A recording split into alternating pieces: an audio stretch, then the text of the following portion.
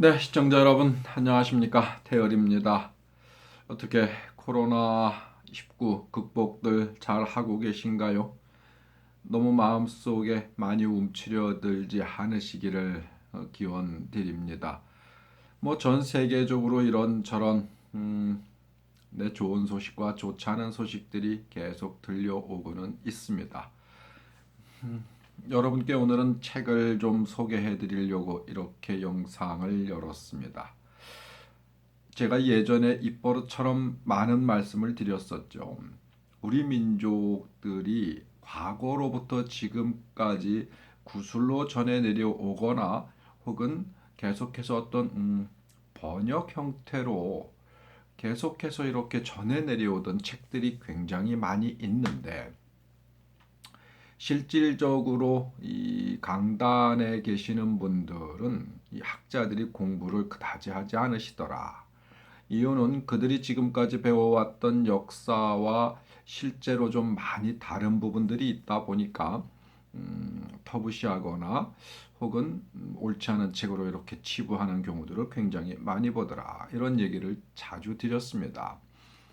전 세계의 어느 나라를 보더라도 자기들의 어떤 과거의 역사들은 없는 것도 있는 걸로 만들려 하는 노력들을 굉장히 많이 하는 반면에, 세계에서 유일무이하게 우리 대한민국만큼은 우리의 역사고 우리의 문화다라고 하는 것도 아니라고 부정하는데 굉장한 에너지를 쏟고 있는 그런 묘한 현상들을 보게 되는 경우들을 많이 경험하시죠.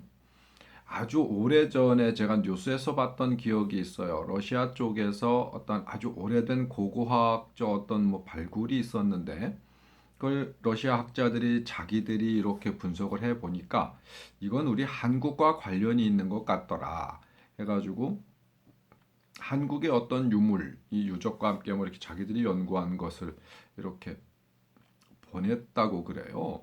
그런데 한국에 있는 학자들이 그걸 살펴보더니 그럴 리가 없다. 이건 우리 것일 리가 없다.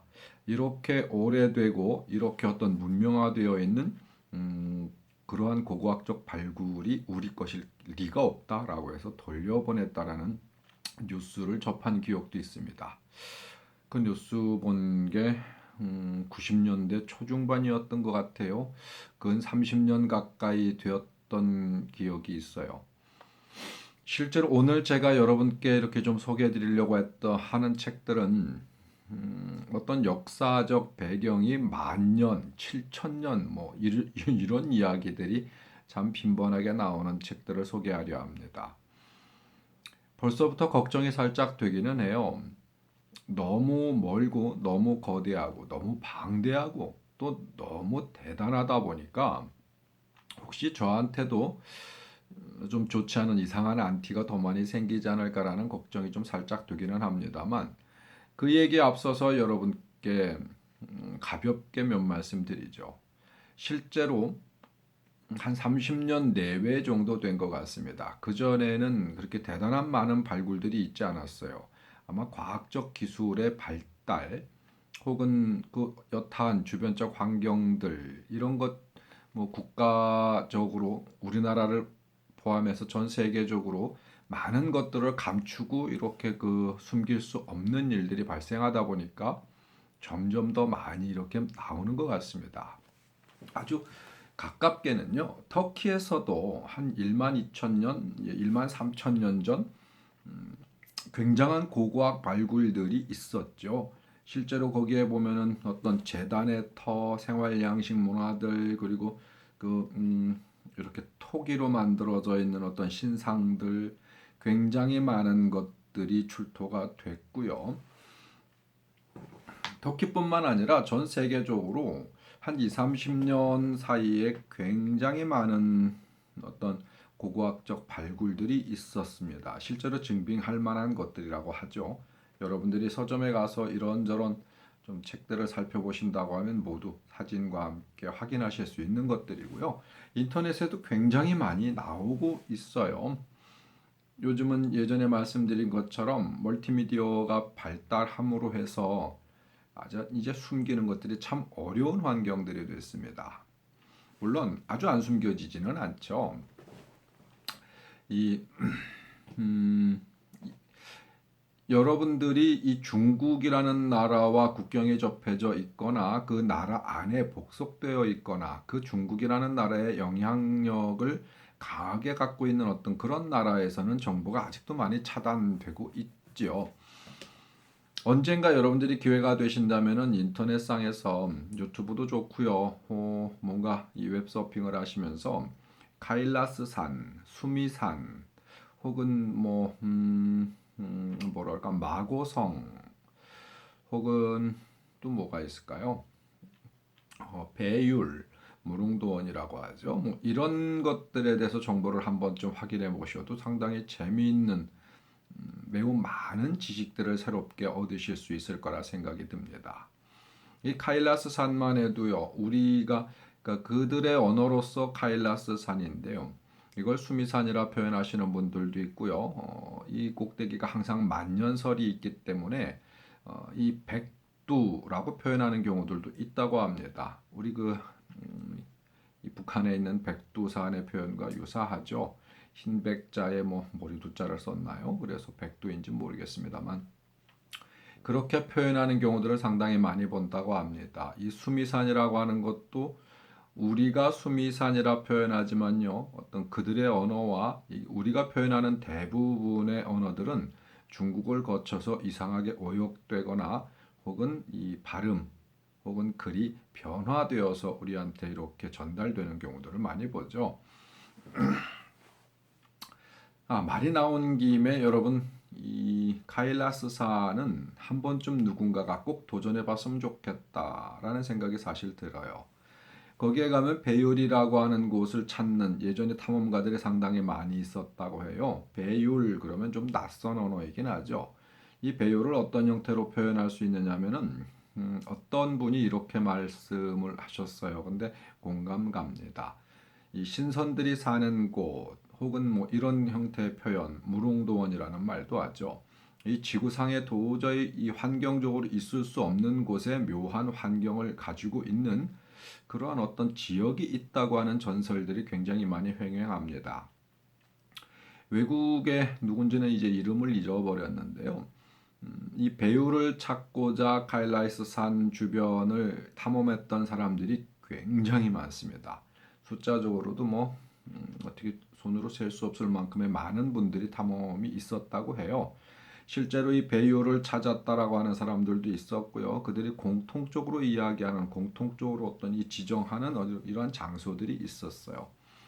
어느 날부턴가 중국이라는 나라 이 국가에서 중국에서 그 주변 이 자체를 아예 이 그 어떠한 자들도 출입할 수 없는 통제 구역으로 만들었다고 그래요.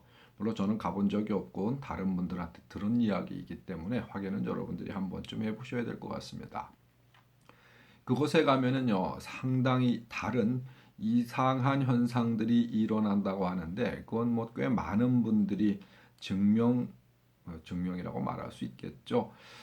자료들을 굉장히 많이 내놨어요. 실제적으로 시간의 흐름이라든가 이런 것들이 보편적 우리가 살고 있는 이런 지상 도심에서와 다른 시간이 흐른다고 해요. 시계가 가는 이 시간도 좀 다르다고 하고요.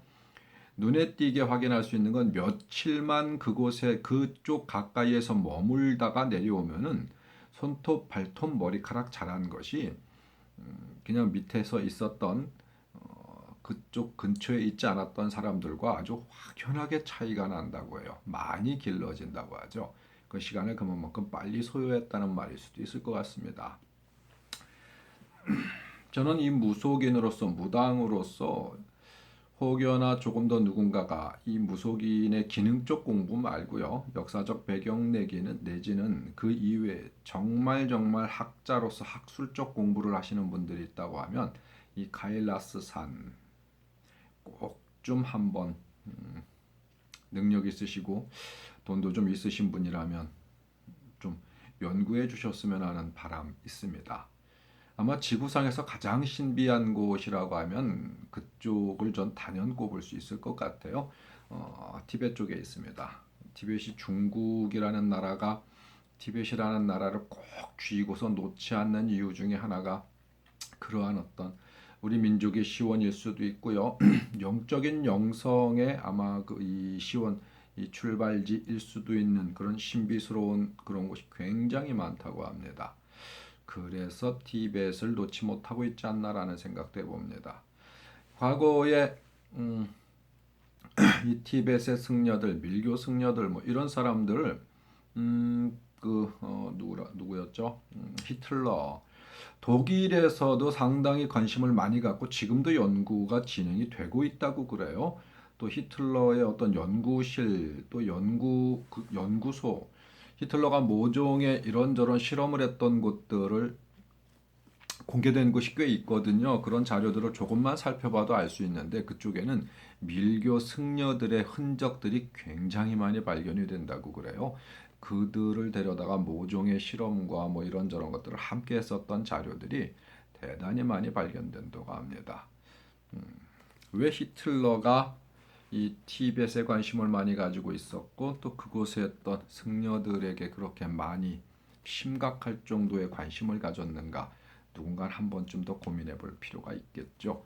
또 그쪽이 제가 오늘 말씀드리려 하는 책에 아주 중요한 역할을 하죠.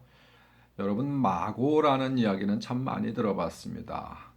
과거 다른 나라의 뭐 이런저런 신화 속에서도 마고나 반고에 대한 이야기들은 많이 들으시죠. 하지만 실제로 마고에 대해서 정확하게 개념을 갖고 계신 분들은 많지 않더라고요.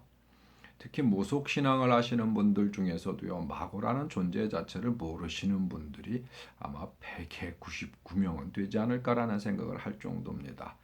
자, 마고 그러면 우리들이 흔히 무속인들이 들고 뛰고 춤추고 뭐 어떤 귀신 노름을 하는 데 있어가지고 이렇게 표현하면 혼날 수도 있겠습니다만은 조금은 고급스럽지 못한 뭐 저급하다고까지 말할 수는 없죠. 그것이 문화이고 실질적으로 재래 행위에 있어가지고 필요한 부분이니까요. 근데 조금 더 고급스럽지 못한 어떤 이 원류적 기능을 갖지 못하는 것이 원초적인 삶에 있어서 부족함이 있기 때문이다라고 생각하는 뭐 적어도 저는 그렇거든요. 자, 그럼 마고를 알지 못하고 무속인이 되었다. 마고를 모르는 무속인들이 과연 진짜의 영의 세계, 귀신의 세계, 혼령들의 세계를 꿰뚫어 볼 수 있을까라는 고민들을 합니다.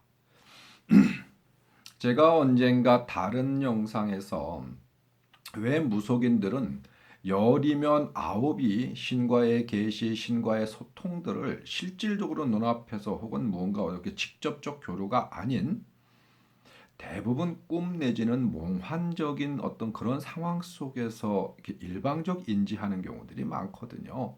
특히 꿈속에서 무엇이 주기적으로 계속 일어나는 분들이 많아요. 근데 이제 꿈속에서 좀 벗어나야 하지 않을까요? 몽환적 부분에서 조금 벗어나서 실질적 현실 세계 속에서 이 현대인들, 현대를 살아가고 있는 그들과 소통할 수 있고 같이 뭔가 증빙할 수 있는, 같이 호흡할 수 있는 부분들에 대한 연구와 공부도 좀 같이 함께 해야 되지 않을까라는 생각 해봅니다.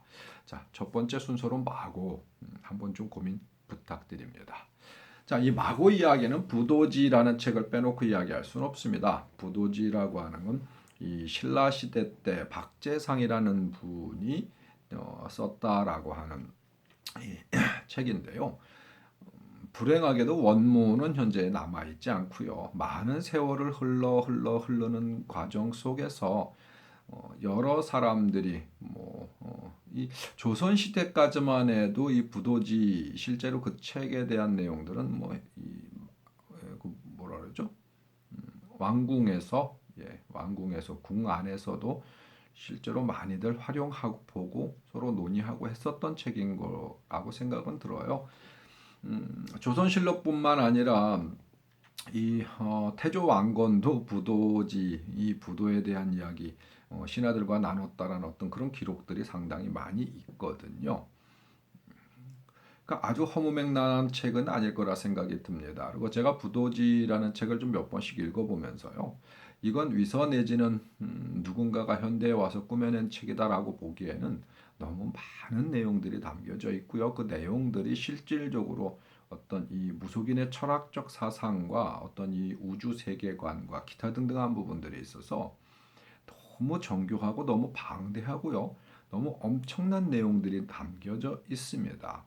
실제로 다른 유사한 수많은 책들과 비교를 해서 봤었을 때 그런 책들을 모두 포괄하고도 남을 만한 내용과 어떤 이 또 철학들이 담겨져 있는 것들을 확인을 했었을 때 단순히 누군가가 머릿속에서 꾸며낼 수 있는 내용들은 아니다라고 생각이 듭니다. 물론 저처럼 그냥 시골 사는 보편적인 모당이 아닌 학자로서 공부만 하신 분들, 정말 학자로서 정말 많은 국내외 서적들을 공부하시고 비교 분석하시고 하신 분들, 소위 이야기하는 뭐 교수, 박사, 뭐 이런 분들도 인정하는 걸로 봐서는요, 제가 많이 잘못 보진 않았다라고 생각이 듭니다. 해서 여러분들께 부도지라는 책을 추천해 드리는데요. 그 부도지의 내용들을 보면 굉장히 어렵습니다. 근데 거의 모든 책들이 주석이라고 하죠. 하는 것들을 많이 달아놨어요. 달아놨기 때문에 여러분들이 보시는데 어려움은 많이 없으리라 생각합니다. 지난 시간에 우리 무속인들은 왜 경전이 그렇게 없을까? 왜 경전이라고 하는 것들이 진짜 굿에서 행하는 어떤 이런 재래 행위 때 쓰는 그런 이 법사가 없는 읊어대는 어떤 그런 이 축원문 이외에는 왜 뭔가를 이렇게 철학적 사고 내지는 원문적인 원료적인 어떤 이런 공부를 할 수 있는 것들이 없을까? 없는 것이 아니라 많이 있는데 그걸 누군가가 학습하지 않는 것뿐이다라는 말씀 대략 드렸었어요. 근데 부도제는 다른 책들도 마찬가지입니다. 여러분도 언젠가는 귀원사화라든가 뭐 삼성기, 태백일사, 참전개경, 뭐 천부경은 당연한 거고요. 이런 뭐그 이외에도 굉장히 많은 서적들이 있습니다만 이 서적들에 대해서 조금씩 설명을 드릴 겁니다. 실질적으로 내용에 대해서 제가 여러분들께 뭔가 계속 평가하고 혹은 제가 생각하는 어떤 그런 부분들에 대한 주석은 삼가할 거고요. 제가 주석을 달아서 여러분께 제 나름대로의 제 견해를 전달해 드릴 만큼의 공부가 없거든요. 저와 함께 책에 대한 공부를 하실 때는 그냥 이런 책이 있다 정도 소개 정도만 여러분들이 개념을 가지시면 될 것 같고요. 그 공부는 여러분들이 직접 하시기 바랍니다. 이 영상을 만들어 놓는 이유 중에 하나가 참 많이 몰라도 너무나 많이 모르시기 때문에 제가 그러한 책들이 있고 그 책은 이러이러한 내용이 담겨 있으니까 여러분들이 진짜 공부 좀 한번 좀 하시죠 라는 의미에서 남겨놓는 영상이니까요. 이해하시고 공부는 여러분들이 직접 한번 해보시죠. 자, 박재상 선생이 지었다라는 부도지를 제가 손에 쥐고 있는데요. 책 내용도 내용이지만은 저는 내용보다도 여러분들한테 저는 어떤 책을 읽든 그 책을 사면은요 제일 먼저 하는 행위가 역자서문을 읽는 거예요. 혹은 역자서문을 읽는 것이 아니다라고 하면은요, 뭐라 그러지? 그 책에 대한 평가라든가 이런 것들을 전문가들이 이렇게 수록을 많이 해놨어요. 그래서 저는 책 내용에 들어가기 전에 앞에 써져 있는 책 그 내용을 아주 여러 번 정독해서 읽습니다. 그래야만 누군가가 직접 그 책을 썼다 그러면 그가 왜 이런 필체로 이런 이야기를 왜 여기다 글로 담아 놨는가에 대해서 조금 가깝게 알 수 있거든요. 글쓴이 내지는 역근이 혹은 뭐 어쨌든 옮긴이의 사고를 정확하게 이해하지 못하면 그 글의 내용을 정확하게 판단하기가 어렵습니다. 그래서 이 서문을 아주 충실히 읽는 편인데요. 여러분 오늘은 부도지 서문을 잠시 읽어드리죠. 대충 읽어도 여러분들은 이해하시기 바라요. 자, 이건 좀 먼저 이것부터 설명을 드려야겠구나. 제가 지금 읽는 보고 여러분께 알려드리는 이 부도지는요. 물론 신라시대 박재상님이 지었다라고 하지만 그 원문은 있지 않다라고 말씀드렸었고요. 김은수님이 번역하고 주해를 다룬 거예요. 한문화 출판사에서 나온 부도지라는 책입니다. 예. 자, 초판 서문. 부도지는 충렬공 박재상 선생이 삼량주 간으로 있었을 때 전에 보문전 태학사로 재직할 당시 열람할 수 있었던 자료와 가문에서 전해져 내려오던 비서를 정리하여 저술한 책이라고 김시습 선생은 그의 징심록 추기에서 추정하고 있다. 추정이라고 하는 건 뭐 정확하게 확인하지 못했지만 그럴 것이다라고 하는 것이죠. 부도라는 말은 이 책은 부도지. 그럼 부도라는 말이 뭐냐? 부도라는 말은 하늘의 뜻에 부합하는 나라 또는 그 나라의 수도라는 뜻으로 곧 단군의 나라를 말한다. 부도, 그럼 그 도시가 부합한다. 무엇과? 하늘과. 부도지는 한국에서 기록연대가 가장 오래된 역사서이다. 이 징심록 15지 가운데 제1지이며 징심록은 상교 5지, 부도지죠. 그 다음에 음신지, 역시지, 천웅지, 성신지와 중교 5지인 사해지, 개불지, 물령지, 그다음에 가학지, 의약지, 그리고 하교 5지인 농상지, 도인지, 그 밖에 알려지지 않은 3지를 포함하여 모두 15지로 되어 있다. 부도지가 모두 15지로 되어 있다고 하는데요. 그 앞에 말씀드렸던 것 12지까지는 뭐 과거에 어떠한 형태로 누군가가 소장을 했던 어디서 어떻게 이 공부가 되어졌던 이런 자료들이 최근까지 있었다고 해요. 하지만 나머지 3지는 그 누구도 확인한 적이 없기 때문에 내용 자체를 전혀 모른답니다. 여하튼 그 3지를 포함해서 15지로 되어 있다라는 자료만 있는 겁니다. 현재. 자, 후에 박재상 선생의 아들 백결 선생이 금척지를 지어 보태고 김시습 선생이 징심록 추기를 써서 보탠 모두 17편으로 된 책이다. 그러나 현재 원문은 모두 전해지지 않고 있으며 여기에 소개하는 부도지는 1953년에 박금 씨가 울산의 피난소에서 과거에 징심록을 번역하고 연구하던 때의 기억을 되살려 거의 원문에 가깝게 되살려낸 것이다. 박재상 선생이 일본의 이 목도에서 순절하기 전, 그러니까 적어도 서기 419년 이전에 기록한 이 책은 한 1500년이 훨씬 넘었네요. 그동안 영해박씨 종가에서 필사하여 대대로 비밀리에 전해져 왔다고 하나 조선 세조 이전까지는 이 책의 내용이 상당히 널리 알려져 있었던 것 같다. 네. 고려 태조 왕건은 왕사를 보내 부도의 일을 상세하게 물었다고 하며 강감찬 장군도 여러 차례 영해, 지금의 경북 영덕입니다. 영해를 방문하여 조언을 구하기도 했다. 자, 세종대왕은 영해 박씨 종가와 차가의 후예들을 서울로 불러들여 성균관 옆에 거주하게 하고 장로에 임명하여 편전에 들게 했는가 하면 김시습 선생은 훈민정음 28자를 이 징심록에서 취본했다고 증언하고 있다. 자, 그러면 이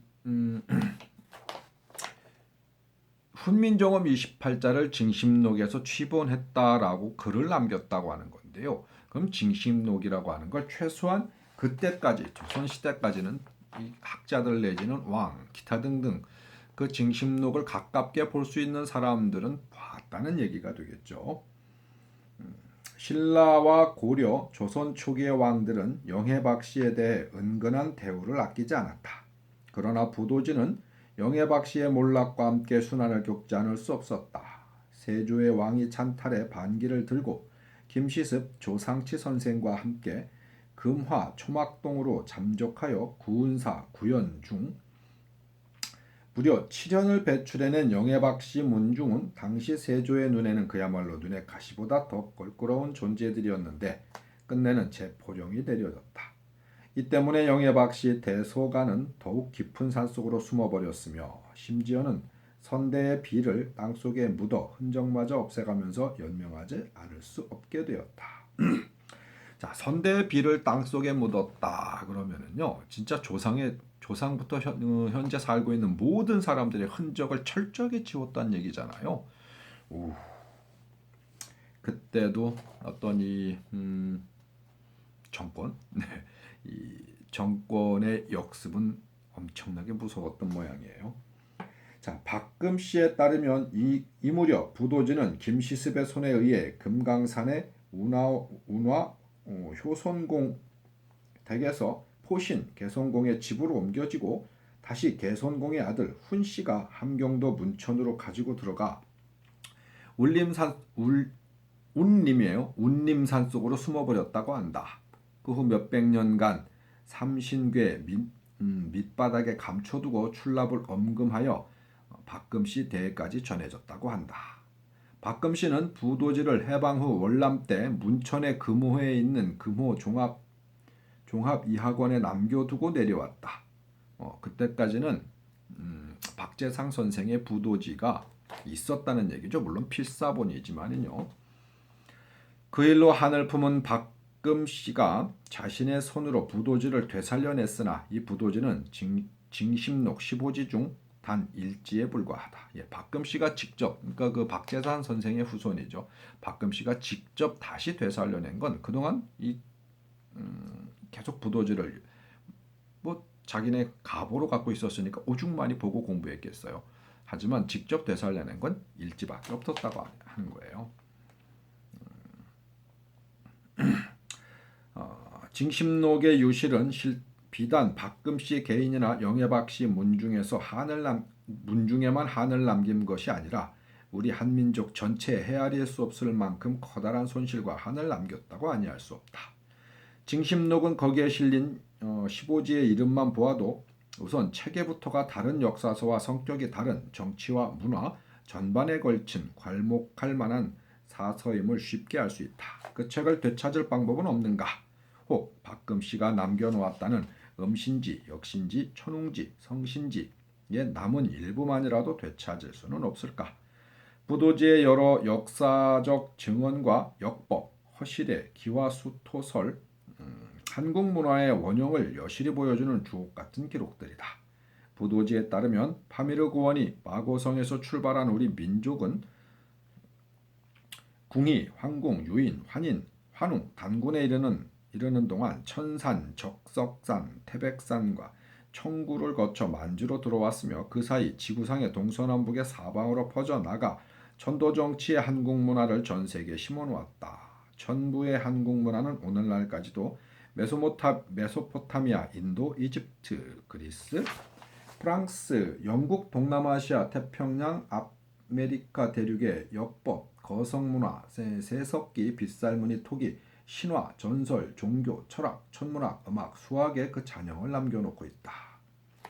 부도지는 단군의 사자인 순의 아버지 유호씨가 서방으로 건너가 그곳에서 전고자를 만나 천부의 본리를 순회하여 전했다고 하는데 그것이 바로 수메르의 근원을 둔 기독교 사상의 뿌리가 되었으며 스키타이족에 의해 이루어진 불교와 그리스의 고대 문화도 한국의 천부 문화에서 유래했다고 한다. 유호씨는 피라미드나 지구라이트와 같은 높은 탑이나 계단이 마고성에서 소를 만들던 옛 풍속에서 유래하였다고 한다. 물론 이 부분에 있어서도 여러분의 궁금증 잠시 후에 제가 몇 말씀 더 보태드리도록 할게요. 하프구트 교수는 그에 져서 고대 해양왕의 지도에서 1만 년 정도 전에 태고 시대에 고도로 발달된 문명이 있었으며 그것은 중국에서 아메리카까지 지구 전역에 퍼져 있었다고 주장한 바 있다. 네, 여러분 고대 해양왕의 지도 한번 좀 읽어보시죠. 하프고트 교수가 썼대요. 이 책을 펴내는 데 몇 가지 의문점이 없지는 않았으나 여러 가지로 오랜 연구한 결과 대부분의 중요한 기록이 한단국이 등 자료와 일치하고 또 완전히 새로운 정보도 전하고 있으므로 확신을 갖고 두려움 없이 출간하여 사료에 보태기로 하였다. 지금의 박금 씨에게 원망과 위로를 함께 섞어서 소식을 전한다. 자, 부도지는 사라져버린 인류 문화와 초고대 한국의 줄기찬 역사의 줄거지를 우리에게 보여줌으로써 과거의 사관, 특히 시족이 부족이 되고 부족이 종족이 되어 민족 국가를 이룬다는, 그리하여 통일 신라라는 우리 역사상 최초의 민족 국가를 이루었다는 어설픈 발전 사학의 공식을 마치 용맹스러운 장수처럼 진격하여 송두리째 파괴해 버릴 것이다. 한자판 부도지를 복사하여 넘겨주신 효정 정시화 선생님과 단숨에 달려오셔서 많은 조언을 해주신 세안신문 김강자 씨에게 먼저 인사를 드린다. 자, 영애박 씨 세감과 박재상 선생의 사적에 대한 자료를 주신 대종회 회장 박용도 사장님과 박진수 상무이사님께 감사드린다. 자, 관련 서적을 구하는데 헌신적으로 협력해 주신 정혜숙 선생님과 최창일 씨, 나머지 다 계속 사람 이름이다. 네, 여하튼 서무 말미까지는 거의 읽어드렸어요. 여러분 보셨던 어떤 그런 이야기입니다. 뒤에 뭐 이런저런 다른 이야기, 개정판 서문도 있고 뭣도 있고 있는데요. 그것까지는 여러분께 다 설명드릴 이유는 없을 것 같아요. 아까 왜 제가 이 부도지 내용들을 여러분들이 보시다 보면 너무 허황돼가지고 황당하다라고 표현하실 수도 있을 거다 이런 얘기를 했는데요. 실제로 주변적 다른 공부들을 조금 하다 보면 아 그래 가능성이 있겠는데 라는 생각도 충분히 하실 수도 있습니다. 제가 나중에 그 글 내용들을 조금씩 읽어드리다가 뭐 다른 이야기를 좀 할 수도 있습니다만은 우리 신화나 역사적 배경을 봐도요. 여러분 굉장히 많은 부분에서 우리 고유의 사상, 우리 고유의 철학들이 정말 많이 녹아 들어가 있거든요. 실제로 증명할 수 있는 부분들도 매우 많습니다. 서양에서 현재 유행하고 있는 어떤 이 판타스틱한 영화들, 특히 뭐 선과 악을 다룬다거나 마법을 다룬다거나 혹은 뭐 어둠과 밝음의 세력들의 전쟁이라든가 뭔가 이런 영화들을 보면요. 우리 고유의 사상, 우리 고유의 특징들이 정말 그대로 녹아 들어가 있어요. 이 한국인들 특히 이 샤머니즘을 공부하시는 분들한테는 북유럽 신화라고 하는 건 그냥 우리 이야기거든요. 바로 우리 이야기인데요. 그 북유럽 신화가 그들에게 모든 게 모티브가 되었어요. 쉽게 얘기해서 반지의 제왕 예전에도 한번 말씀드렸죠. 어떤 영화 평론가가 한 사람의 머릿속에서 그 반지의 제왕이란 영화 말이에요. 한 사람의 머릿속에서 저렇게 많은 엄청난 어떤 어떤 그런 이야기들을 글을 쓴 자 말이죠. 반지의 제왕이라는 영화의 시나리오를 쓴 자에게 어떻게 저런 걸 쓸 수 있느냐, 저 엄청난 사람이다라고 막 극찬을 하는 기사가 있었는데요. 북유럽 신화를 몰라서 하는 얘기죠. 반지의 제왕은요, 그냥 북유럽 신화를 그대로 갖다 옮겨놨어요. 그 안에 등장하는 모든 종족들 그냥 북유럽 신화입니다. 그리고 얼마 전에 이런 영화 여러분 그 해리포터 영화 많이 보셨죠? 해리포터에서도 중간중간에 어떤 상징처럼 등장하는 수많은 내용들은요. 막 북유럽 신화이기도 하고요. 또 이 우리 이 샤머니즘의 어떤 태도라 할 수 있는 어떤 어디라고 지역을 이렇게 한정하기는 어렵지만은요.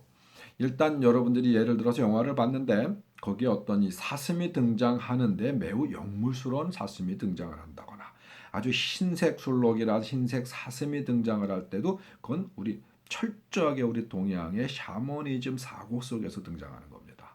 사슴이라는 건 그렇습니다. 신라 왕의 관이 그 사슴뿔관이죠. 그것도 그러면 사연이 있는 거거든요. 또 고산족들이 등장을 한다거나 고산족들이 등장하는데 머리가 백발이라거나 여러분 백발은 굉장히 유심히 들여다보셔야 될 게 있어요. 또 그들의 복장 고산족들은 매우 추운 곳에 살고 있으면서 머리가 백발이고 흰옷을 주로 입고요. 아주 활을 잘 쏘는 자들로 등장하거든요. 그건 우리의 고대 역사, 우리 민족, 우리 선조들의 삶과 100% 일치하는 어떤 그런 과거를 가지고 있습니다. 그거 이외에도 굉장히 많은 자료들 그리고 또 굉장히 역설적인 것들이 있거든요.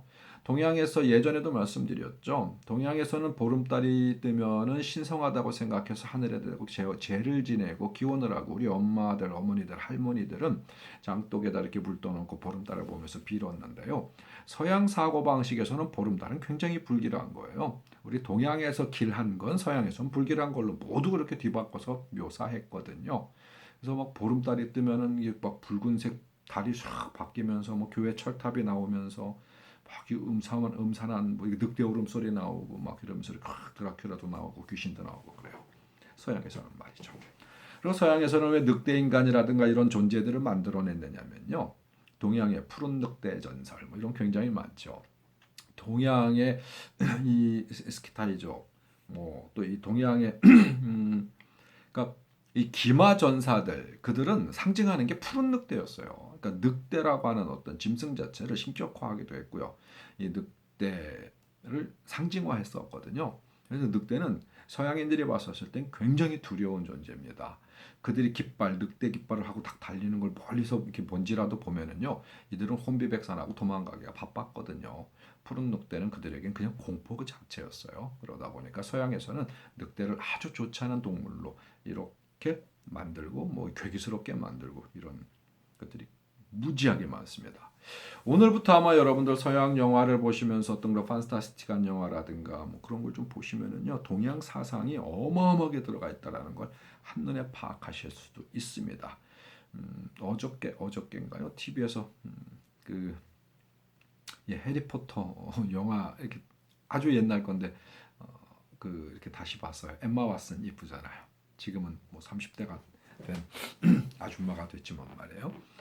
그 해리포터를 보면서도 참 새로운 재미, 그러니까 예전에 본 거예요. 근데 저는 50이 넘어가지고 무슨 해리포터를 보느냐 이라는 사람도 있겠습니다만은 그런 영화를 보면서도 우리의 코드를 봅니다. 우리의 그 영화 속에 그들이 서양 아이들은 인정하고 있는 어떤 그런 코드들을 우리 동양 특히 무속인들 특히 우리 한국인들이 그런 걸 전혀 이해하지 못하고 영화를 본다고 하면 되게 안타깝잖아요. 자, 이야기가 너무 많이 산으로 갔네요. 그래도 산으로 가는 중에 어차피 우리는 이 무속 문화는 산속으로 들어가야 하거든요. 자, 산으로 가는 중에 산 하나 더 넘죠. 이 그 역사와 신화와 이 역사와 신화는 공존합니다. 이 그리스의 신화, 뭐 로마 신화, 그러면 무슨 뭐 올림푸스 산이 어쩌고 저쩌고 제우스가 어쩌고 저쩌고 막 이런 얘기 많이 하잖아요. 여러분들 그들의 신화 오늘 아마 내일 아침에 눈을 뜨셔서 서점에 가셔서요 그리스 신화나 아니면 뭐 로마 신화 책을 한 권 사시죠. 굉장히 쌉니다. 어린아이들 보는 수준의 어떤 그런 책이라 생각하지 마시고요. 그 그리스 신화나 이 로마 신화를 보시다 보면 우리의 신화나 우리의 어떤 이 구전되어 있는 전승되는 이야기들과 굉장히 일맥상통한 것이 많이 나오고요. 그거는 또 그때 당시 시대상, 사회상 뭐 7,000년, 8,000년, 9,000년, 만년 전 어떤 이 이야기들이 신화 속에 녹아들어 있는 것이 굉장히 많습니다. 한 번쯤 여러분 우리 동양 신화를 잠깐 치환해 가지고 이렇게 뭔가 이 보물찾기 혹은 그 뭐라 그러죠? 숨은 그림 찾기 하는 재미로 한 번쯤 확인해 보시죠. 힌트 하나 드리죠. 우리가 이 헤라클레스 그러면 서양 사람으로 인식하잖아요. 근데 헤라클레스의 전설, 이 헤라클레스의 이야기는요 철저하게 우리 동양적인 것이고요. 바로 우리 이야기입니다. 우리 그 이 선조의 이야기죠. 그가 이 서양의 신화에 등장하기 이전에 헤라클레스의 전설을 보면요. 이 동양에서부터 그가 이렇게 시대적으로 이동한 것이 그 나라별로 계속 신화로 남아요. 어떤 A라는 나라에서 B라는 나라로 넘어갈 때 A라는 나라에는 몇 년도에 그게 어디로 갔다라고 신화가 끝나거든요. 근데 B라는 나라에는요. 여기서 갔다라고 하는 어떤 그런 시즌쯤에 어떠한 자가 어디에서 이렇게 왔다. 이렇게 시작되는 신화들이 쭉 이어지는 게 굉장히 많습니다. 한번 좀 확인해 보시기 바랍니다. 이 동양에서는 헤라클레스의 이름이 뭐였냐면요. 아르슬란 타르키타이라는 이름을 썼어요. 이 타르키타이 그리고 아르슬란 여러분 주목해 보실 만합니다. 그리고 이게 무슨 뜻이냐면요. 이 아르슬란 그러면 사자라는 의미거든요. 우리나라에서 예전에 어떤 자동차 CF 아슬란이라는 자동차 있었죠. 지금도 가끔 CF 나오나 모르겠네. 아슬란이라는 자동차 CF를 딱 보면은 사자가 한 마리 쫙 그렇게 나와요. 그럼 사자가 싹 이렇게 가면서 차가 쫙 나오고 아슬란 어쩌고저쩌고 합니다. 아슬란이 거기서 나온 차거든요. 아니, 그러니까 거기서 나온 이름이거든요. 아르슬란. 이 헤라클레스의 상징은요. 사자 가죽을 쓰고 있어요. 헤라클레스가 사자 머리 이렇게 쭉 뒤로 딱 해가지고 서양에서도 그렇게 등장하거든요. 아슬란, 아르슬란 다르키타이.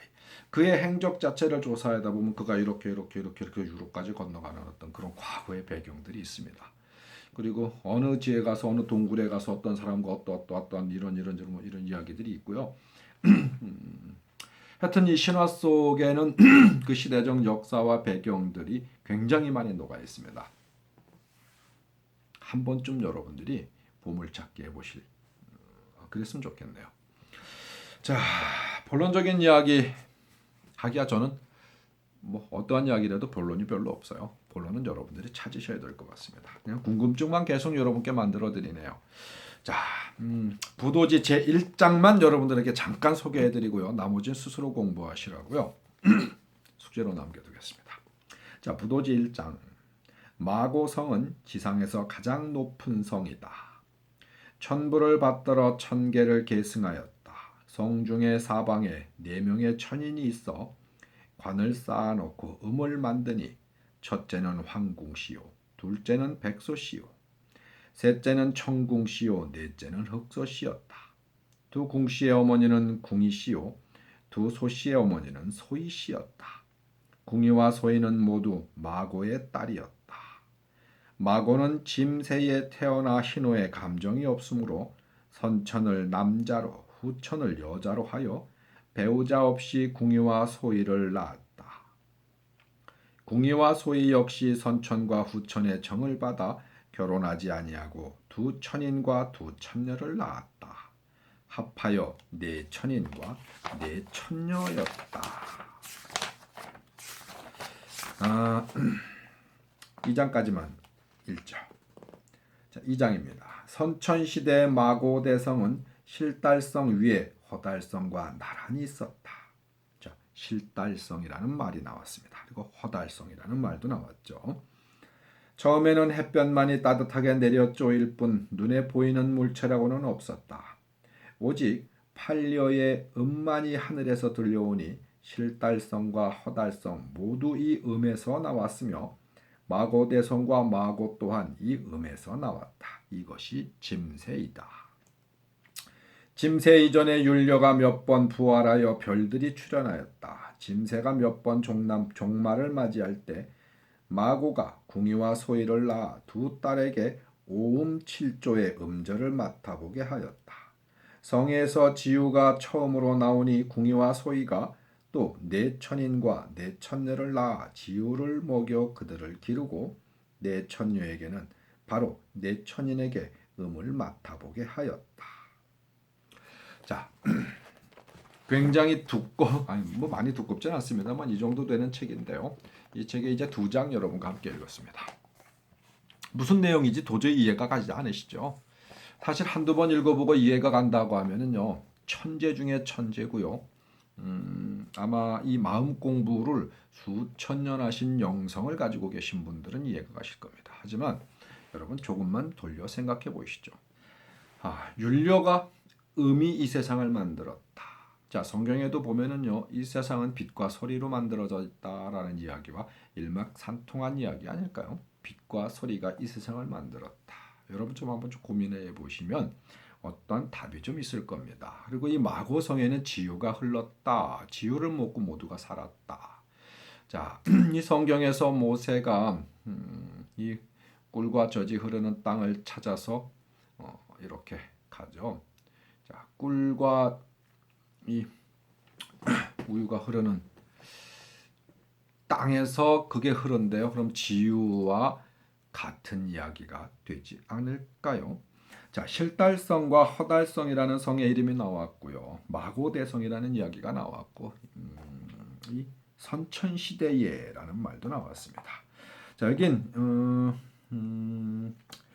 이 짐새 이전에 율려가 몇 번 부활하여 별들이 출현하였다. 율료라는 건 음을 이야기하죠. 근데 음이라고 하는 건 여러분들 굉장히 중요합니다. 과거에 이 중국뿐만 아니라요. 지금 현재 한국에서도 이 황제가 치세를 할 때 이 황제라는 표현 자체는 아무나 쓸 수는 없었죠. 물론 아주 고대에는 황과 제가 따로 있었습니다. 어, 이 황제라는 표현을 쓰기 시작을 한 거는요. 그 저기 때 그랬죠. 누구야? 그 저기 그 누구냐? 아이씨 갑자기 기억이 안 나죠. 그 되게 유명한 황제인데 네로 말고요. 중국에 누구야? 아 진시황제. 이 진시황이 이 황과 제를 합쳐가지고 더 센 아주 제일 잘난 어떤 그러한 이 대장 노릇을 하고 싶었나 봐요. 그래서 아주 고전에 있었던 뭐 삼황오제 이런 말은 많이 들어보셨잖아요. 세 명의 황과 다섯 명의 뭐 제가 있었다. 이 진시황은 그 이 제와 황과 제를 합쳐서 자기가 황제라고 처음 부르기 시작을 했어요. 여하튼 이렇게 절대 권력을 쥐고 있었던 자들은 누군가가 그 황위를 계승하면은요 율려를 제정했어요. 누가 됐든 간에 새로운 황제가 등극을 하면은요 그는 항상 율려를 제정했습니다. 그 이유가 뭘까요? 이 황종 몇 청, 뭐 황종 16청, 뭐 기타 등등 이런 말 많이 쓰잖아요. 우리나라에서도 그래서 이 궁중 음악을 제정할 때는 굉장한 심려를 기울였습니다. 이 음악 왜 황제가 새로 등극할 때마다가 음을 다시 제정할까요? 음이라고 하는 것만큼은 그만큼 중요했기 때문이고요. 과거에 어떤 그러한 충분한 공부와 역사적 사실과 배경이 있었기 때문에 그렇습니다.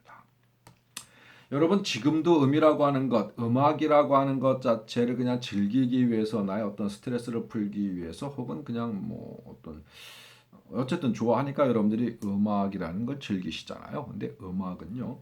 세상을 만들 수도 있고 세상을 파괴할 수도 있는 엄청난 힘을 가지고 있다라는 걸 한 번쯤 뭔가 고민하라고 하면 좀 그렇고요. 여러분들이 한 번쯤 생각해 보시면 참 재미있는 뭔가 새로운 어떤 음악을 똑같이 들어도요. 여러분 우주 속에서는 음악을 들을 때마다 어떤 새로운 우주가 막 만들었다 사라지고 합니다. 누구나 다 그렇죠. 음악을 들을 때 가만히 눈을 감고 있으면요. 나의 우주 속에서는 새로운 걸 창조하기도 하고 파괴하기도 합니다. 근데 그게 넓게 펼쳐지고요. 굉장히 큰 에너지를 갖는다면요. 실제로 우주가 파괴도 됐다가 창조도 됐다가 너무 깊은 얘기를 하면은 나중에 여러분들께 제가 전달해드릴 내용들이 사라지잖아요. 그래서 제가 이렇게 대체적으로 여러분께 한두 마디씩 말씀드리는 부분에 있어서는요. 깊이 있는 이야기는 특별하게 안 드립니다.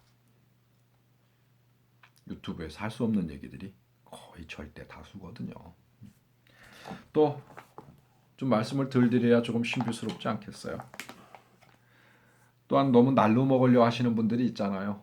제 몇 마디 이야기 듣고 그게 세상에 전부 있는 것처럼 막 그렇게 공부 다 했다 이러시면 곤란하잖아요. 저도 형편없는 사람인데 말이죠. 그래서 여러분들 이 본질적 내용은 스스로 공부를 좀 하시기 바랍니다. 오늘 여러분께 어떠한 내용, 어떠한 이야기가 전달됐는지는 잘 모르겠어요. 그래도 책을 좀 소개하고자 말씀을 드렸었기 때문에 이렇게 책을 소개해드렸습니다. 오늘의 이야기는 부도지였고요. 다음번에는 실제 책에 대한 내용을 좀 같이 이야기하면서 근데 그러긴 너무 두고 너무 커. 너무 양이 많아요. 만일 진짜 이 책을 쭉 읽어가면서 제가 조금씩이라도 여러분께 어떠한 설명을 좀 해드린다고 하면은요. 책 한 권당 한 2년씩은 해야 될 것 같아요. 매일매일 찍어서.